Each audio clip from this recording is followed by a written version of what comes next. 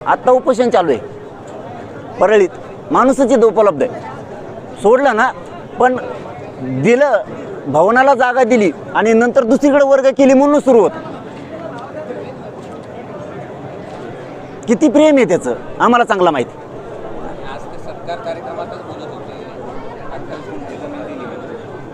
अरे ज्यांनी यांचं अस्तित्व उभा केलं, त्या जातींविषयी यांची टोळी वापरते ती लाभार्थी, त्यांच्याविषयी वेगळं वेगळं बोलायला लावतात आणि ते बोलल्यामुळं यांचं अस्तित्व खराब व्हायला लागलं. त्याला कळणार त्याला मला खेटल्यावर त्याला काय परिणाम होणार आहेत राजकीय त्याच्या पुढं त्याचं ध्यानातच येत नाही. त्याची मस्ती जिरीतो मी, त्याला माझंच आहे काय. तो किती सांगितलं काही केलं तरी समाजाला माहिती आहे तू किती नाच काय किती डावं टाकतो, कोणाला भेटतो तो. हे लोक कोणाला भेटतेत, फोटो आहेत आमच्याकडे त्याच्या लोकांचे. तो कसा पाठवतो आता, केव्हा भेटत नाही, कसा भेटत नाही, आता कोणाला पाठवतो. संभाजीनगरच्या त्या कॅनॉटला तिथं साधी एखादी बनेल घ्यायचं म्हणलं तर माणसं हिंमत लागत नाही.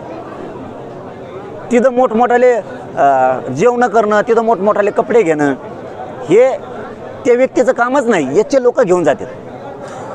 तू काय शिकवतो म्हणा, कोण मुंबईत भेटतं, किती मजल्यावर भेटतेत, काय करते, तू काय करतो, वडवणीच्या पंपावर कोण भेटतं, तू ते शिकूच नको. ती द्वेष आहे तुला. ज्या मराठ्यांनी मोठं केलं ना त्यांनाच त्यांचेच पोरं मारण्याचा उद्योग तू करतो. त्यामुळं तू जितका मायामागं ती टोळी लावणार तितका मी तुला संपवणार.